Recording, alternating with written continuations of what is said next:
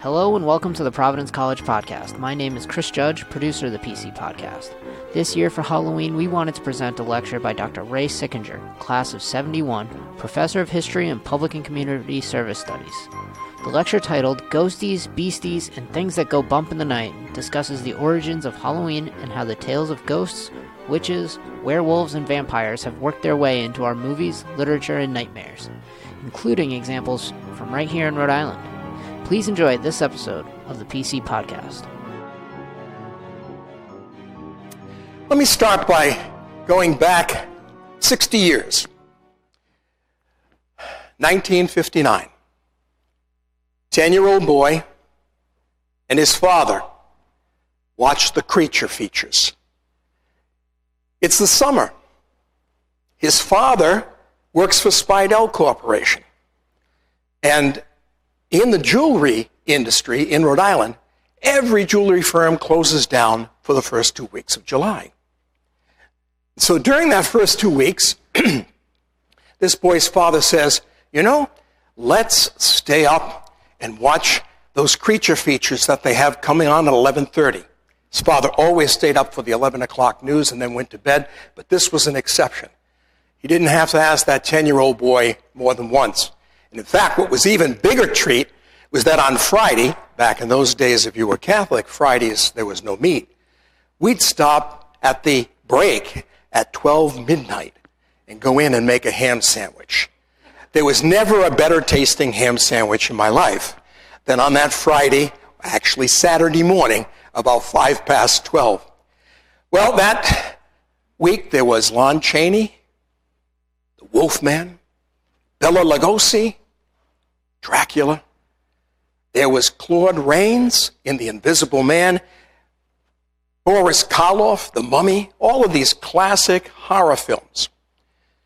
I was that 10-year-old boy. And I was so fascinated that throughout my life after that, it always remained a real big hobby to read about these kinds of things. See, for me, what it sparked was an interest, not just in horror, and good horror at that, but it sparked my interest in why do we have these horror flicks? Is there any substance behind these particular ideas? Is there any reality behind these stories? And so, I became fascinated with ghoulies, ghosties, long-legged beasties, and things that go bump in the night. Now, if you wonder where that comes from, I have discovered that there are many theories about this, but I have found that the first time this is used that I know of is a Welsh prayer. It says a Welsh prayer, but others say Cornwall. Well, that's Wales, so it's Cornish or Welsh, whatever way you want it, 1500. And it goes like this: from ghoulies and ghosties and long-legged beasties and things that go bump in the night, good Lord, deliver us. Good Lord, deliver us. So it's actually a prayer. And there's one of the ghoulies and ghosties, and most importantly, long-legged beasties. We'll see more about that long-legged beastie later on. Folklore. That's what I discovered was behind many of these stories. A rich, varied folklore, and a folklore that changes. So, for example, there's a folklore of vampires that's historical, but we actually have a folklore of vampires today that's developed because of various kinds of films, especially the Twilight films and the whole Twilight book series that has developed. So folklore is always evolving. That's one of the fascinating things for me. The first time folklore, the term was used, as far as I can tell, was in 1846, that term. That doesn't mean there wasn't folklore before. It just received a name at that time. And what folklore refers to are the traditional beliefs, customs, tales, legends current among the common people. So, for example, there's a whole folklore around Elvis, for example, today. People spot him and so forth. That's a folklore, a modern folklore. Why? Because it's a traditional belief or a tale that's current among common people today. Lore. The word lore involves teaching or instruction. And a lot of folklore is intended to be stories that instruct in some way. teach people certain lessons. Folklore is always shared, and therefore folklore is very different from occult knowledge. Occult, by its very nature, the word itself means secret knowledge, okay? And yet occult practices can become, over time, a part of folklore as well. Folklore is usually an oral tradition at first. It's passed down by word of mouth, and eventually it might be written down. So folklore is just a rich, interesting area to study. There is a folklore around Halloween. And there are all sorts of differences on how this developed. So, for example, some suggest that there was Samhain. Some call Samhain the Lord of the Dead. Others object to that. They say in Celtic folklore, there was no Lord of the Dead. Well, again, you hear both stories, but there was Samhain. And what Samhain was always the end of the harvest season, a 3-day celebration at the end of the harvest season, as the long days of summer ended, and the very long days, dark days of winter began. And so the Celtic peoples would celebrate that. And they became fearful that maybe the dark would overtake what was going on in their lives. And so in order to overcome that, they would build huge bonfires in usually the early part of November, November 1st, November 2nd, just as there is that transition. November 1st, by the way, if I remember correctly, was their first day of the year, their new year. Ours is January 1st.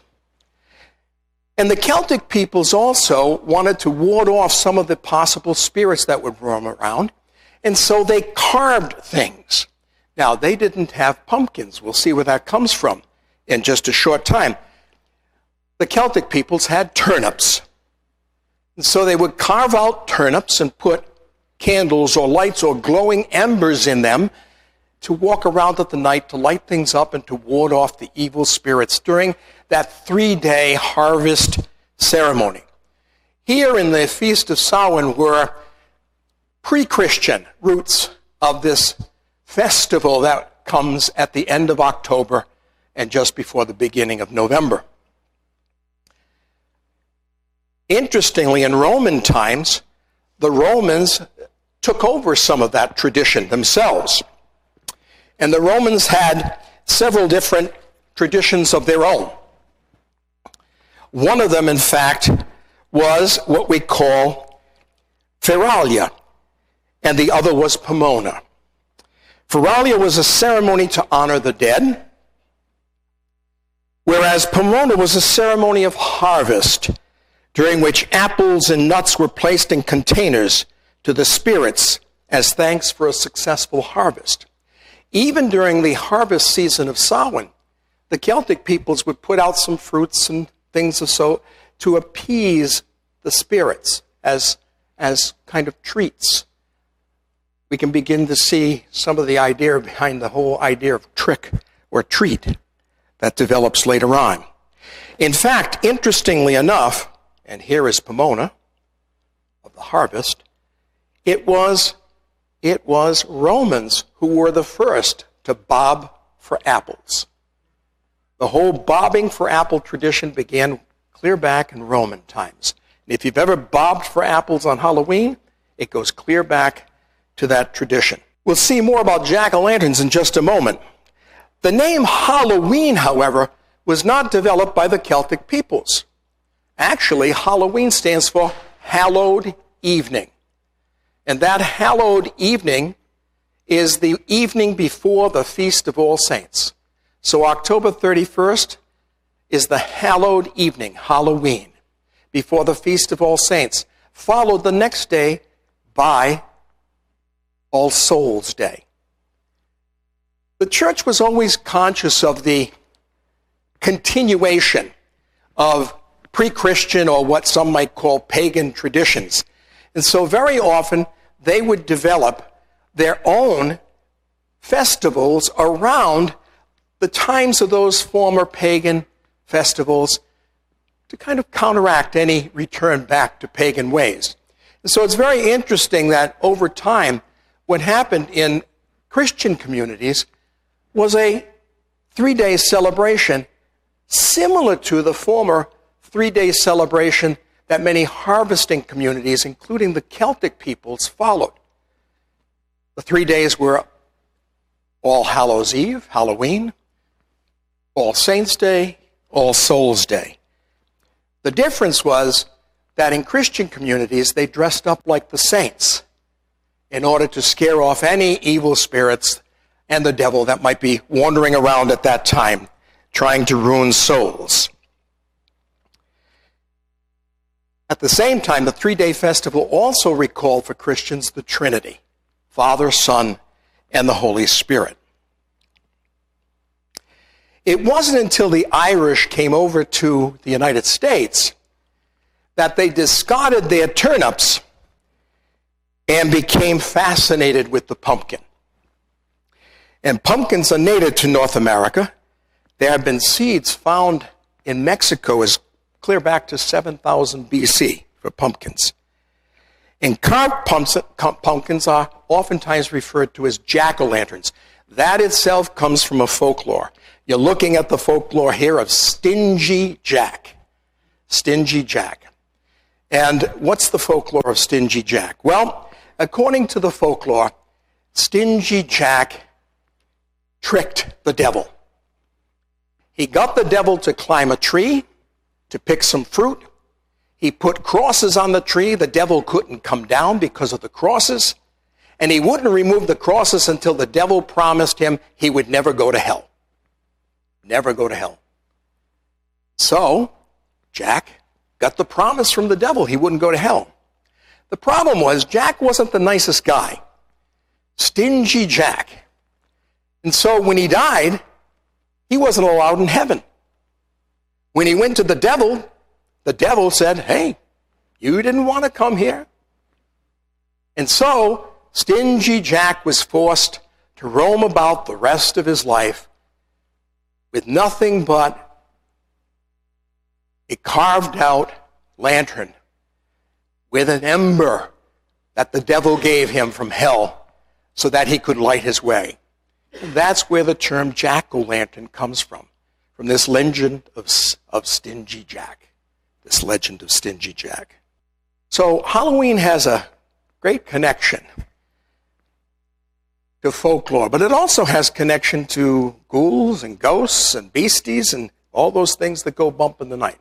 So tonight we're going to take a look at some of those things as well. Not just take a look at Halloween. We're going to take a look at ghosts.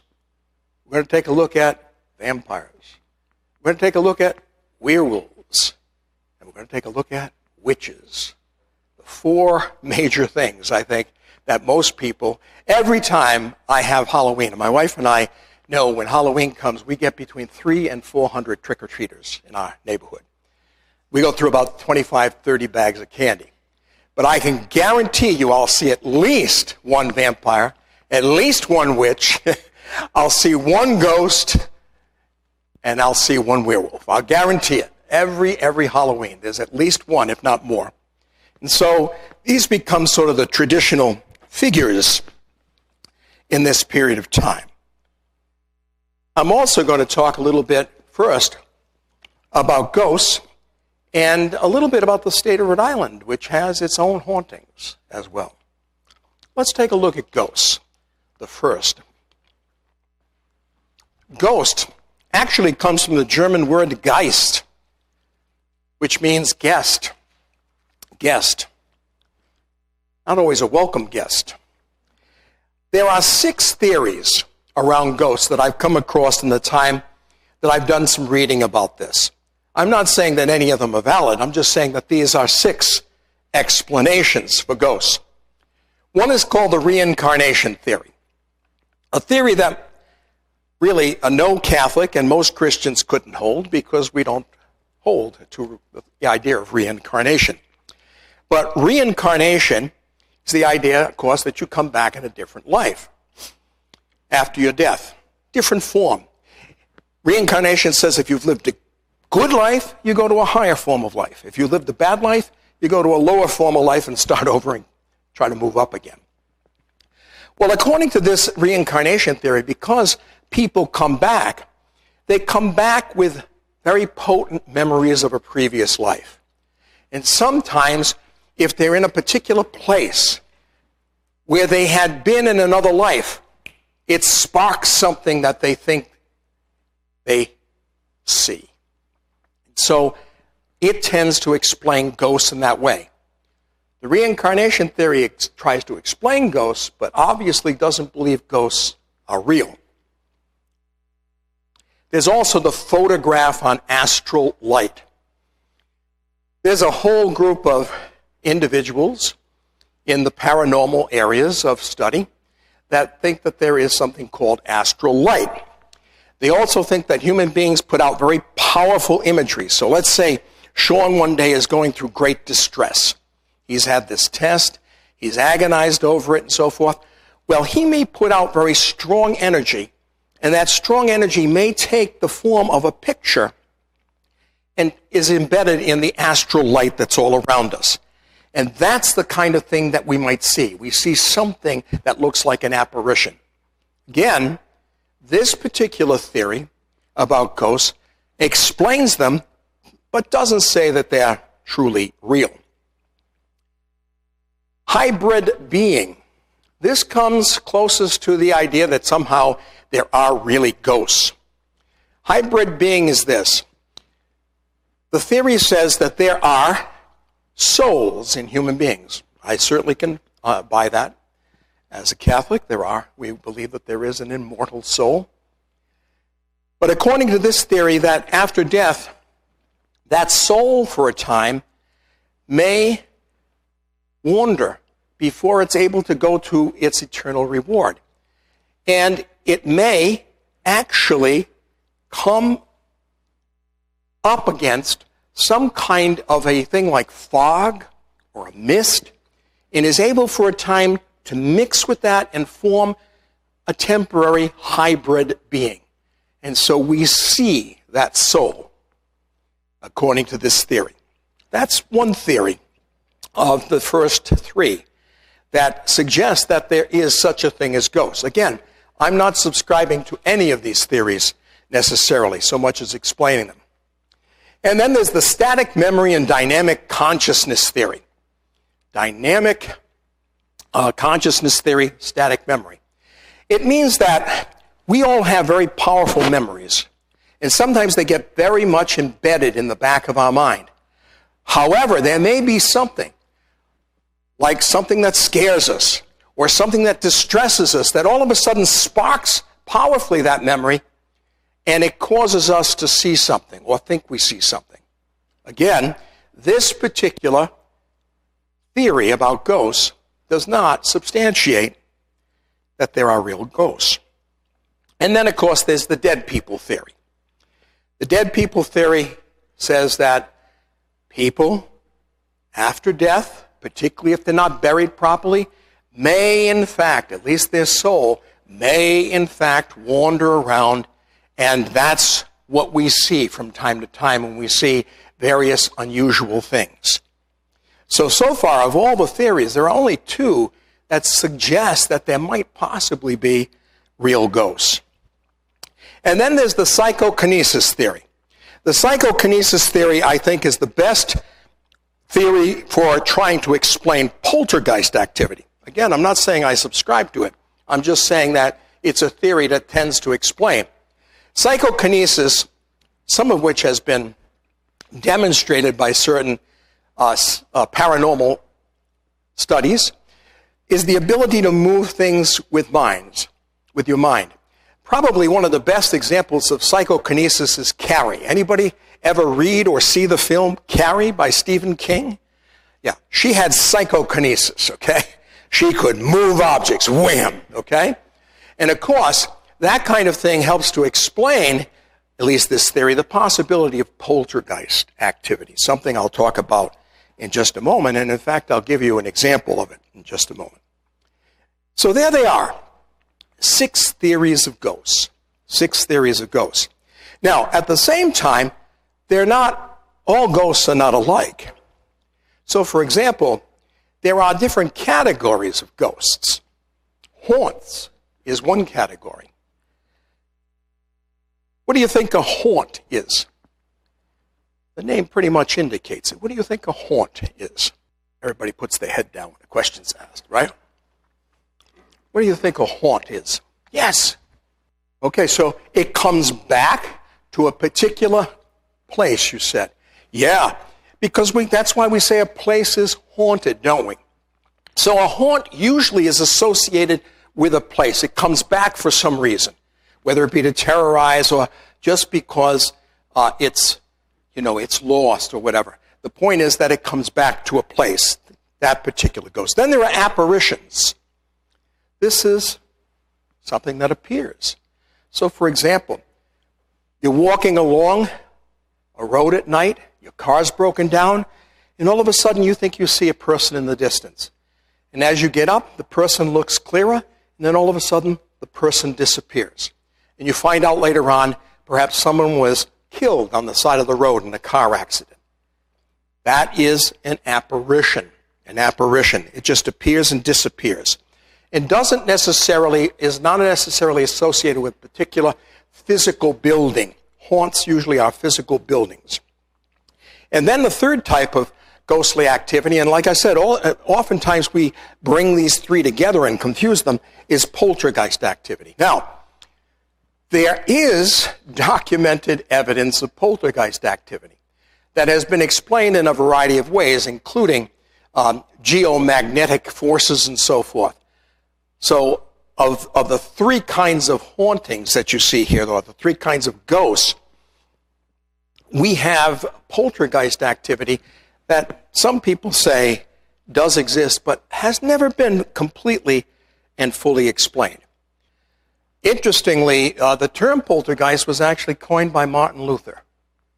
Now, Martin Luther King Jr., Martin Luther, the 16th century Protestant Reformation reformer. He was the one that termed, and obviously polter means noisy, geist, ghost, noisy ghost. I wonder why he chose that term. And there have been numerous examples of poltergeist activity, and interestingly in history, throughout history, a lot of poltergeist activity tends to occur in parsonages, in the homes of different pastors, Protestant pastors. I don't know whether Catholics sent them there or what, I'm not sure, but that has occurred in there. And there has been this documented history of poltergeist activity, which is interesting. Now, throughout history, there have been those who have hunted ghosts. In fact, in Rhode Island, we have two brothers who are ghost hunters in Rhode Island. There's ghost hunting equipment, spectral photography, infrared photography. There has been automatism. There has been the seance with a medium. The medium is the in-between, the person that goes in between the spirit world and the natural world. And there have been such things as the Ouija board or the planchette.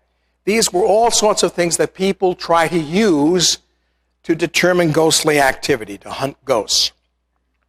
Let me give you an example of one person who to this day is a mystery to a lot of people. Her name is Grace Rosher. Grace Rosher. Now, she is an automatist.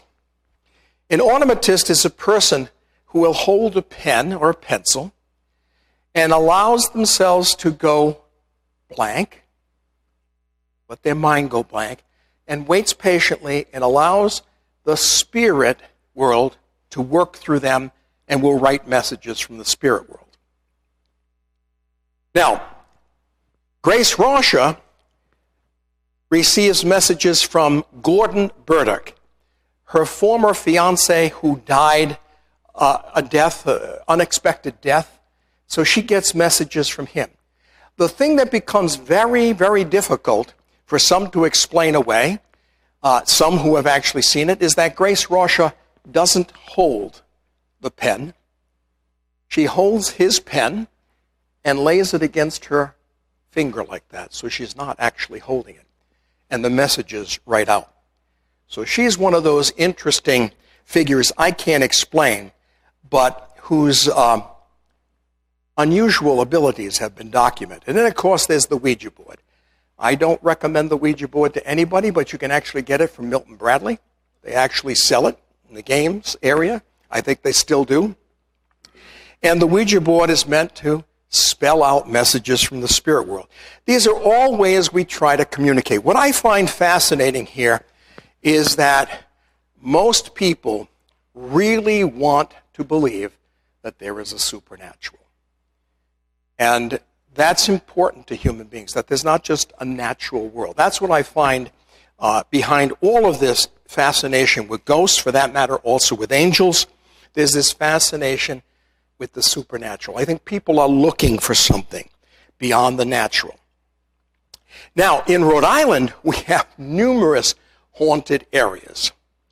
University Hall at Brown University has had its share of hauntings, and students have seen ghosts at University Hall.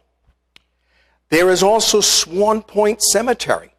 That's, in fact, Swan Point Cemetery is famous not only for a number of famous people buried there, but in particular, Lovecraft, the Rhode Island writer of horror tales. Howard Phillips Lovecraft, H.P. Lovecraft, is also buried there. And there are all sorts of stories of seeing various spirits, apparitions, including that of H.P. Lovecraft.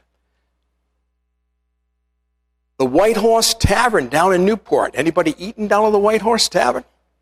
It has its ghosts from time to time. It was started in 1673. It was the yearly gathering place of the colonial legislature. And then, right near where I used to go to school in Cranston, Rhode Island at St. Anne's School, right near St. Anne's Cemetery. Right near the mills over there was the Sprague Mansion. And the Sprague Mansion has a number of ghosts, not least of which is a ghost of a butler, where a number of people who have gone to events at the Sprague Mansion say on the back staircase sometimes when they're going down to the restrooms, they see this man and all of a sudden he disappears. The ghostly butler from an earlier time in the Sprague Mansion. There is the Crescent Park Carousel, which from time to time has been known to just start up all by itself. It was reconstructed. It is still there. The horses are very interesting horses as well. And so it is said to be haunted. And then in my own bailiwick, I live in the northern part of Rhode Island, and my wife and I have eaten here, is the Stagecoach Tavern. Stagecoach Tavern. It was at the Stagecoach Tavern that the Dorr Rebellion started. It was called Stagecoach Tavern because it was on the stagecoach line from Putnam, Connecticut, to Providence many years ago. But every fall, the Stagecoach Tavern will sponsor a haunted evening where you can go there and they'll explain the mysterious things that people who have worked there have experienced over time. It has its haunts. This is the interior. By the way, if you get a chance, it's a really delightful place to go to eat.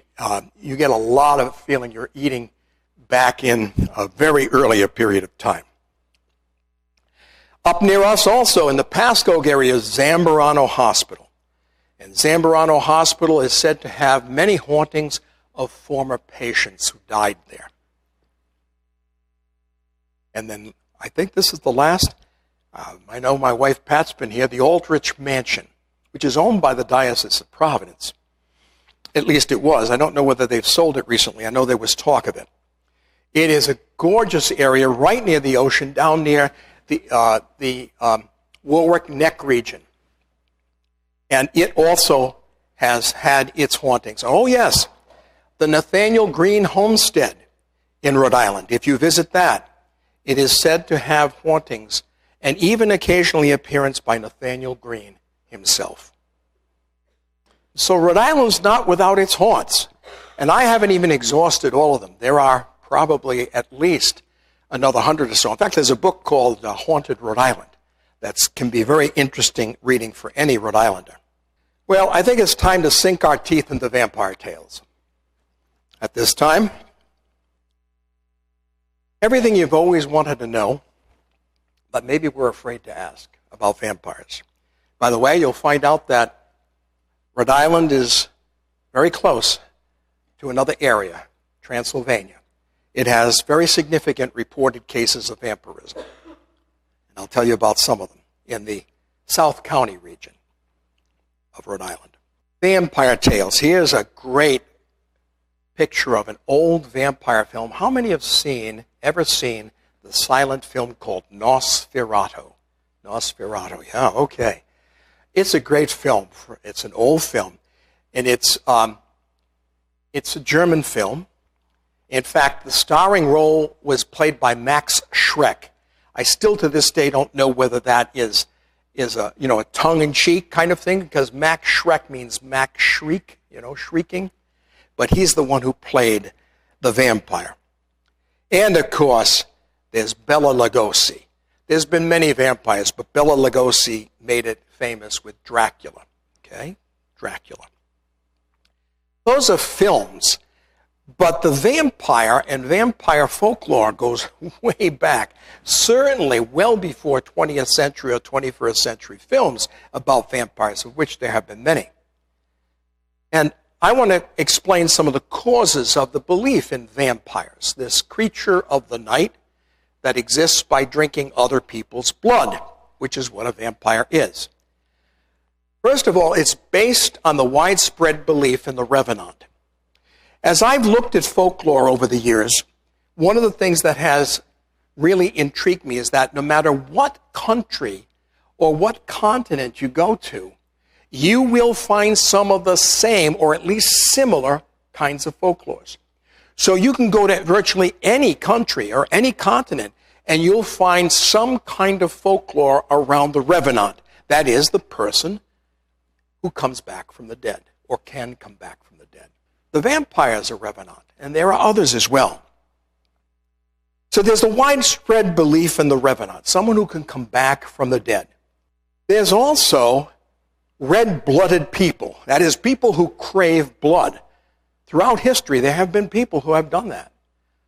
Now, understand that the idea that somehow blood is powerful goes clear back. In ancient times, warriors would sometimes drink the blood of their enemies because that's where they thought the virility was, the power was. Okay? And it was also a way of, in some respects, honoring the fallen dead. But there have been people who have craved blood. So, for example, there's Elizabeth Bathory, 1560 to 1614. 600 young women. 600 young women. I'll explain what she did later on. There was also, in the 19th century, the monster of Mont-Luel. A man named Martin Do Millar. These are just two examples. Here's Martin Do Millar and his wife, Marianne Do Millar. Martin Do Millar would go out. He would entice young women to come home for a good meal or a place to stay if they looked like they didn't have a place to stay and so forth. And then he basically killed them and drained their bodies of blood, drinking the blood. His wife tended to look the other way. Unfortunately, both of them ended up being caught and arrested and tried. But for a long time, Martin Do Millar and France thought they had a vampire on their hands in the 19th century because they would find bodies drained of blood, Elizabeth Bathory, back in the 16th century, 1560 to 1614. She noticed one day as she was with one of her young maids, she noticed that blood made her look healthier. What happened was she got angry with her maid, whacked the maid, there was a cut, blood spilled out on her hand, and she began to think, oh my goodness, that made my skin look better. Fortunately, you'll never see this on QVC. Well, she became so fascinated with it that she had her attendants go out and get young maidens, over time 600 of them. They would slaughter them and fill her bathtub with blood, and she would take baths. In fact, that's where we get the term bloodbath from the blood countess Elizabeth Bathory. She was eventually discovered. You can only kill so many people without getting discovered. Here is her castle, Bathory, and she was actually walled up. She was actually walled up, buried alive in her castle, as punishment for the cruel acts that she had. So obviously there have been people in history who have given rise to the idea that there might be a revenant, there might be a vampire, because they actually craved blood themselves. Another explanation for the belief in vampires, plagues and epidemics. Plagues and epidemics. If you ever want great bedtime reading, Bertram Puckle's Funeral Customs, Their Origin and Development, is a great book. But it's in there that Bertram Puckle talks about periods of plague. And so during periods of plague, like the bubonic plague that some of you may have heard about in Western Civ, for example, in times of plague, people get buried, right? Sometimes they get buried before they're dead because people get worried, right? They think they're dead, or they say, I don't want this sick person in my home. They put them out for dead. They came around with the carts, and all of a sudden the person comes back, wanders back, right? They look all disheveled. They're covered in blood from others, and so forth. And so Bertram Puckle says, definitely you see a connection. You see the rise of vampire tales and sightings and stories at a time of plague. And he says that makes perfect sense to him. He also indicates, and others indicate as well, that there are some specific diseases that contribute to the idea that there's a revenant and a vampire in particular, that particular revenant. And that's catalepsy and cataplexy. These are sleep disorders where a person, particularly with catalepsy, might look like they're dead. There is incredibly shallow breathing, almost undetectable, and certainly not detectable with a mirror, which was the traditional way many, many years ago that people would check to see if a person was still alive, and they might be buried alive because of that. Tuberculosis was another one. It was discovered by some researchers in Rhode Island and Connecticut that a number of the so-called vampire things that I'll talk about briefly in a few minutes in Rhode Island were because of tuberculosis. And one of the things that happens with tuberculosis is that you cough up blood, so you might have blood on the side of your mouth, and you also tend to get very pale and so forth. So you can look as if you are a victim of a vampire, and then people think you are a vampire after your death. And there's also porphyria, you can see. And those who suffer from porphyria sometimes actually crave blood because it relieves some of the symptoms of porphyria. Premature burial. Edgar Allan Poe might have seemed wild with that premature burial. But Franz Hartmann, Premature Burial, written in 1896, recommended that all burials should occur with some kind of solutions where if a person woke up, they could, in fact, take their own life if they were buried alive. In fact, he said there were significant numbers of premature burials every year just in the United States alone. Why? Because this is the pre-embalming age. Bodies were not embalmed, okay?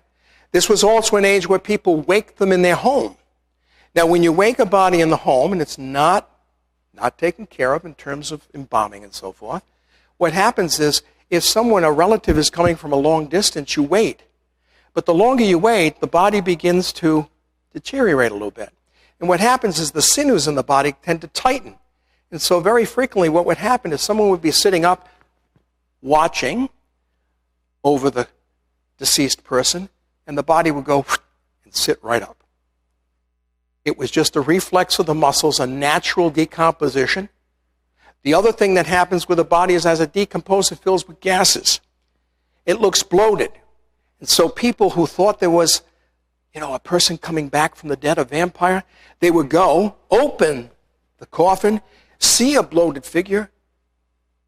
They would drive some kind of a stake in their heart to kind of keep them in the coffin. And what would happen is when they would do that, the gases would come out and you'd have this incredible moan. And it would sound like the person was indeed alive.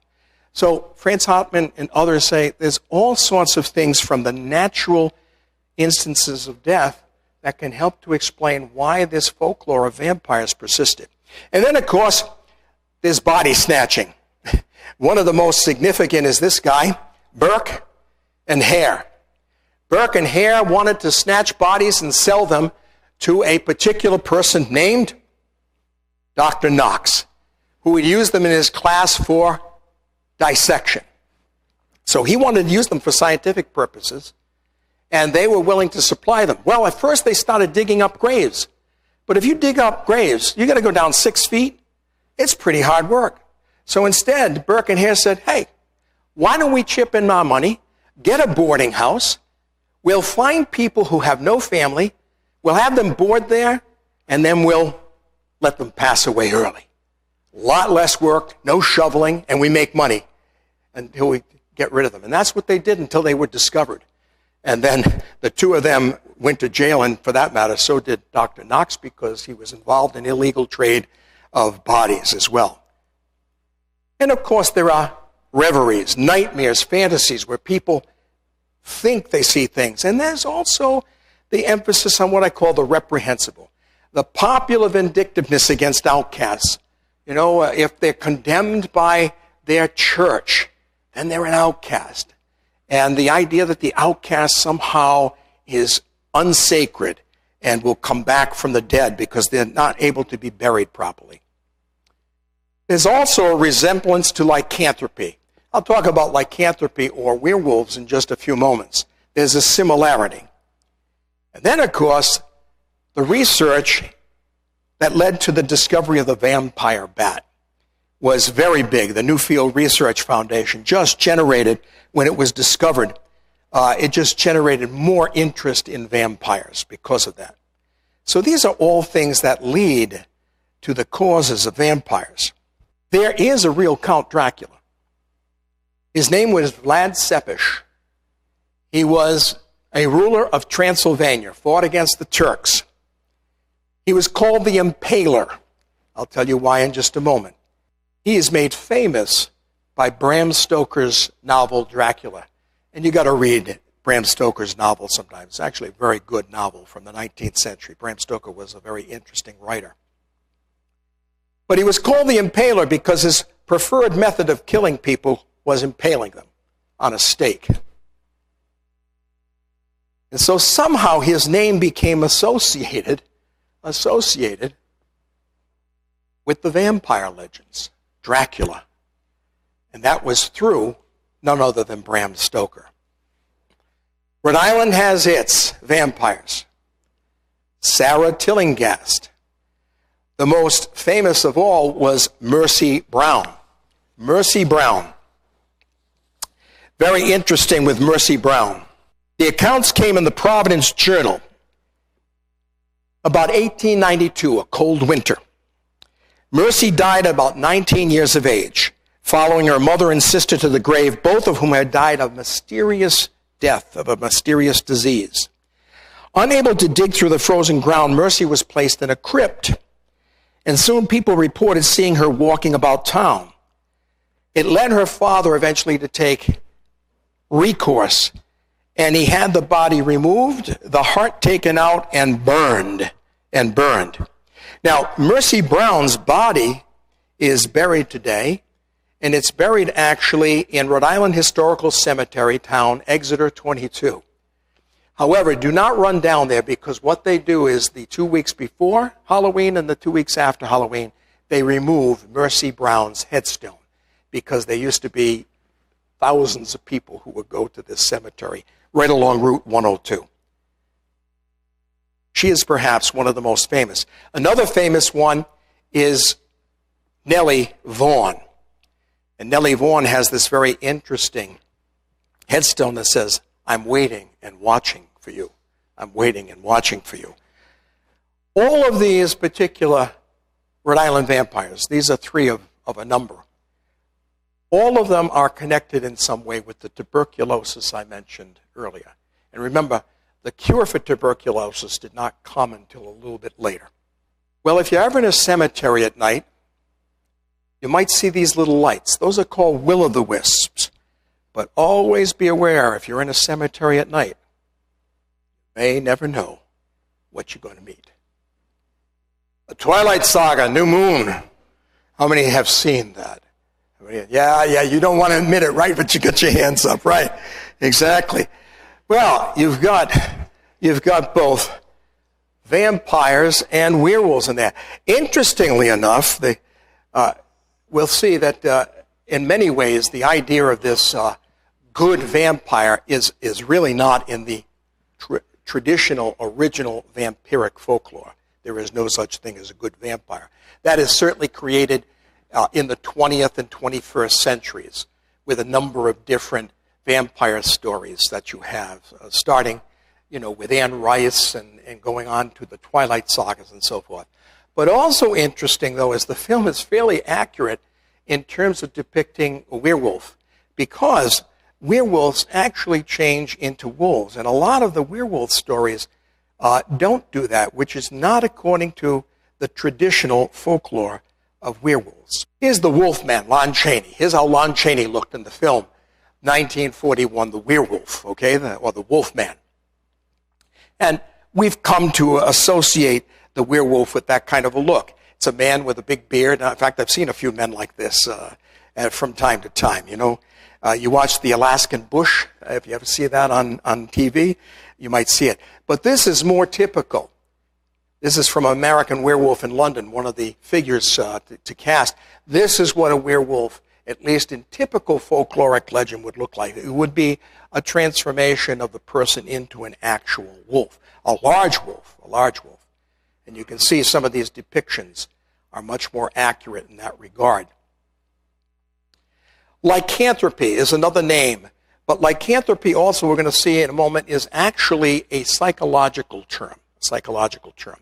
Now, throughout history, there have been so-called werewolves. One of them, the most famous, is Peter Stubb or Peter Stumpf. You see a variation of both names. Interestingly, he's depicted not as a literal wolf, but as a man. I'll have more to say about that in a minute. Peter Stubb died a terrible death. This particular woodcut, these are actual woodcuts from the period, 1589. What was happening was he was placed, if you take a look at the first one, he was placed on a wheel, okay? He was placed on a wheel and burnt with red-hot pincers. And then that wheel was taken and he was broken on the wheel, which means that you are literally pounded to death on the wheel. That's what broken on the wheel is. By the way, the idea of a roué in French, someone who is a cad is called a roué. It means someone who is worthy of being broken on the wheel. That's what roué means. If you ever hear someone in French say, that guy's a real roué, it means a cad, but at the same time, Then he was decapitated. His body was burned and his head was placed on a stake. I mean, they didn't mess around in those days. They didn't mess around. That was how Peter Stubb met his end. So he had killed a number of children. There are many other episodes of werewolfery that you can read, especially in the period from 1400 to about 1700. What's interesting, however, is what might be behind these things. And some of the research has suggested ergot poisoning, which if someone consumes wheat with ergot poison on it, they can have hallucinations. Or belladonna. Sometimes there was a potion made with belladonna. You rub it on your skin and you get hallucinations. What we do know about werewolves is that the idea that was in the film of 1941 with Lon Chaney was not accurate. In that film, there's a little poem that says, even a man who is pure of heart and says his prayers at night may become a wolf when the wolfbane blooms and the moon is full and bright. In the folklore of werewolves, there is nothing that says anything about the full moon necessarily, and nothing about the werewolf being pure by any means. That idea of a good werewolf is just not in the folklore. In fact, to become a werewolf, one has to do one of two things. One has to either put an ointment or a salve on themselves, which allows them to transform, or they put the pelt of a wolf on and they transform. Both of those are voluntary kinds of acts. Now, besides the use of drugs that might have caused this idea of werewolves and might have created what some thought were werewolves, there were people who suffered from certain diseases. One of them is called hypertrichosis. It's a real disease. You can see this particular 16th century Petrus Gonsalves, who suffers from hypertrichosis. Almost looks like Lon Chaney, does he? And the Wolfman. There's also rabies. Rabies is a very real thing. And you usually get rabies by being bitten by a rabid animal. So if someone got bitten by a rabid wolf and became rabid themselves, they would act savagely. There are stories of people suffering from rabies beyond the treatment time where the rabies causes them to have physical strength anywhere 4 to 5 times more than what they would have as a normal human being. And that's documented. That's scientific documentation. There's also lycanthropy. If you go to psychological journals, there is an actual designation, lycanthropy. Comes from the Greek, right? Lycos, wolf, anthropos, man, wolf, man. And so lycanthropy is, in fact, a documented mental illness where a person thinks they transform into a wolf and they actually act like they are a wolf. So throughout the course of history, these are some of the things that may, in fact, have reinforced the idea of a werewolf. Now, the full moon, huh?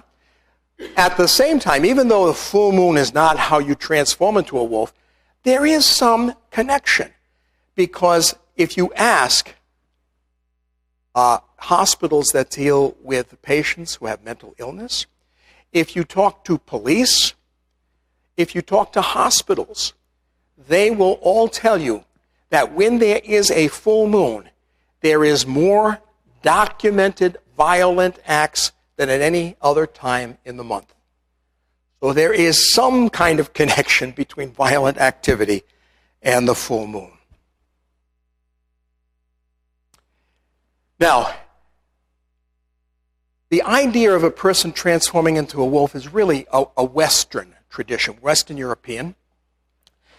Other cultures definitely have a belief in transformation. I think you need to know that it's not just Western culture that believes human beings can transform into animals. And even in Western culture, it's not just wolves. So, for example, in the Scandinavian areas, it was believed that you could put on a bear skin called a berserker, and you could become a savage warrior. In fact, a savage warrior that was called a berserker. And in fact, it is from that savage warrior that we get the word berserk, going berserk. It comes from that bear skin. You take on the qualities of the vicious animal. So the idea that a human being can transform into an animal is not unique to us, and the werewolf is just one of those features in modern folklore that goes way back in time and is in a lot of different cultures in terms of the ability of people to transform into animals of various kinds. Dorothy celebrates Ding Dong, the Witch is Dead. How many have ever seen The Wizard of Oz? Okay, it's a traditional. But notice how it does create our stereotypes of a witch, doesn't it? I mean, even this film causes us to say, wait a minute, what is a witch? Because you have Margaret Hamilton.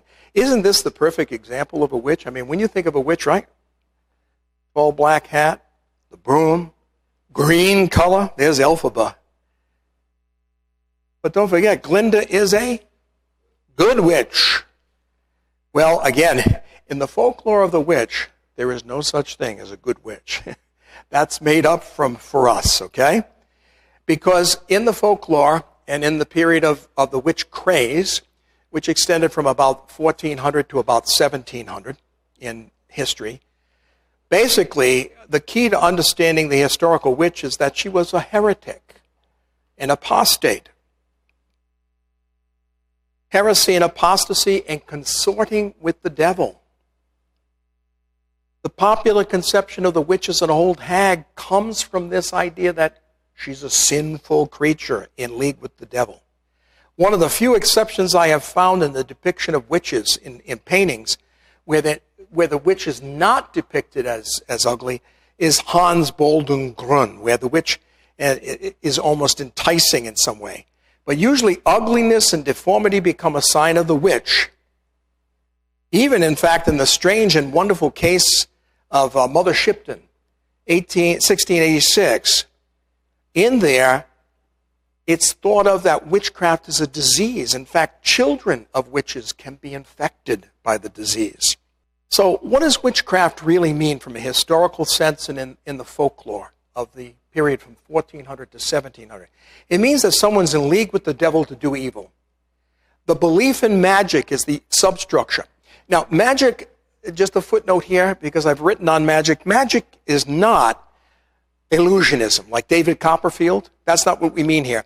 Magic simply means that a person thinks that they have the ability through their will or through certain actions to be able to manipulate things, to control other people, control nature, or that matter, even control the divine. That's what magic is. That's what magic is. And so magic is a substructure here. The witch has magical powers. In the first 13th century, witchcraft meant being involved with sorcery, magic. By 1350, witchcraft as a heresy comes in, and there's the invocation of the Inquisition. There is, in fact, a work written called the Malleus Maleficarum, the Hammer of Witches, 1486, written, in fact, on the basis of Exodus 22:18. Thou shalt not allow or suffer a witch to live. Two individuals who wrote it, Jakob Sprenger, Heinrich Kramer, were actually two Dominicans. By 1550, you have the ideas of a pact, Sabbat, and transvection. Three key ideas that are part of all witchcraft hunts.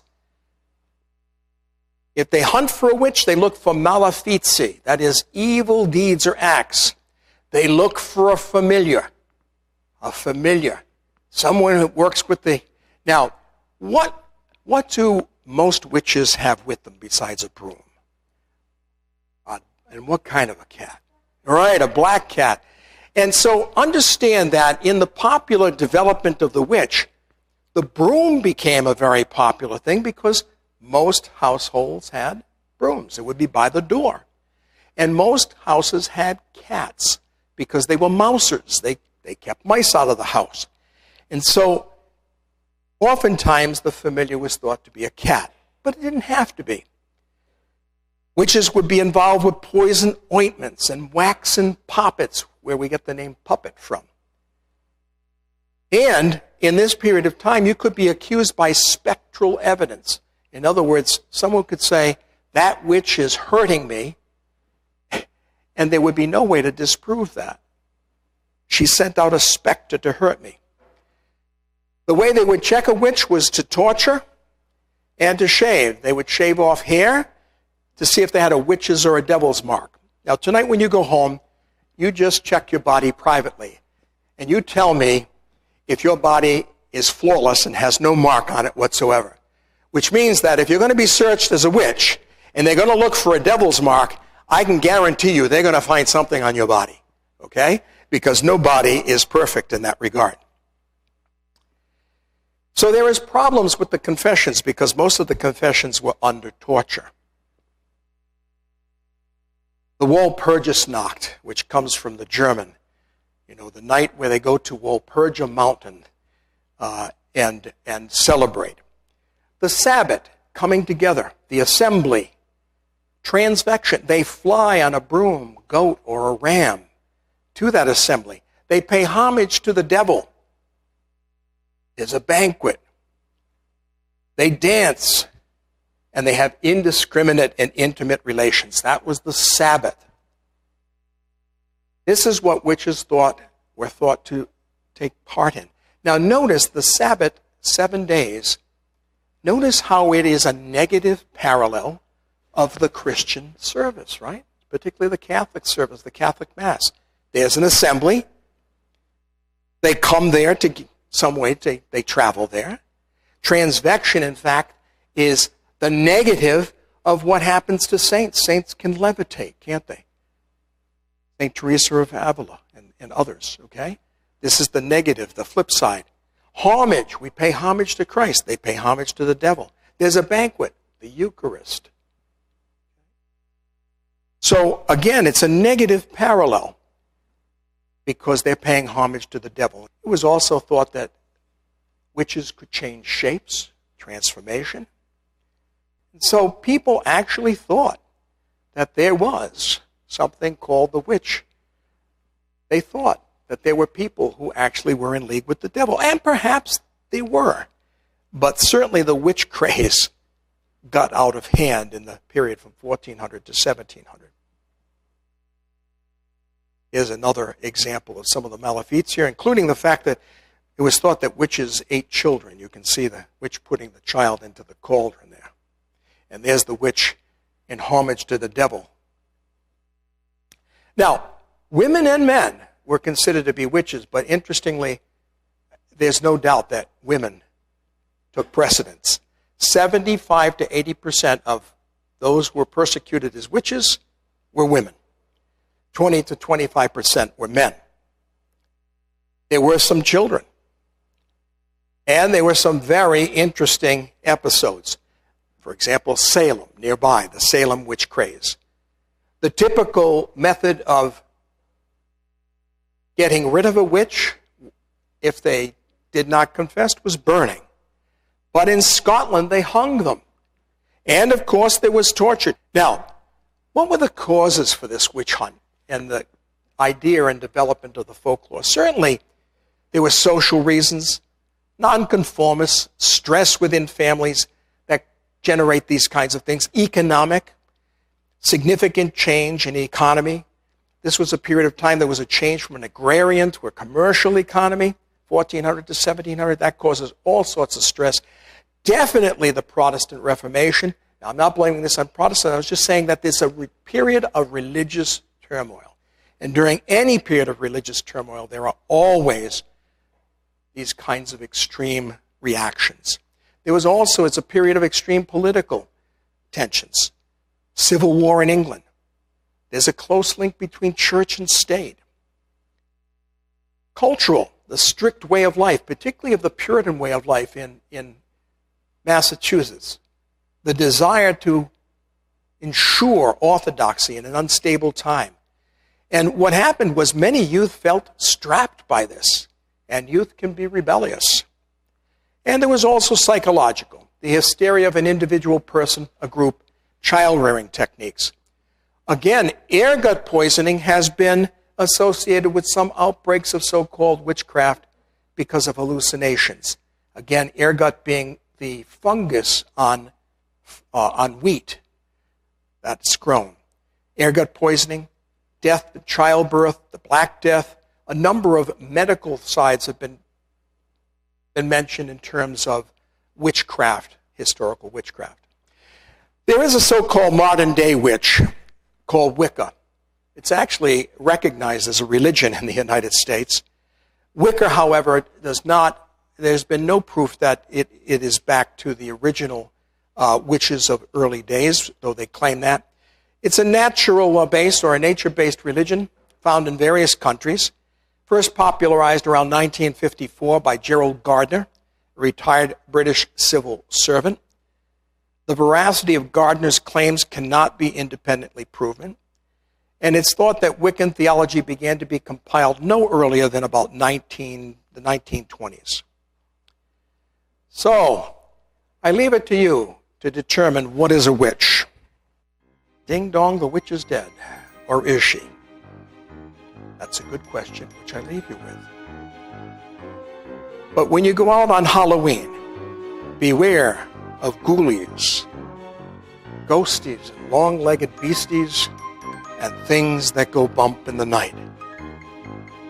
because you never know what you might find on Halloween night. Have a happy Halloween.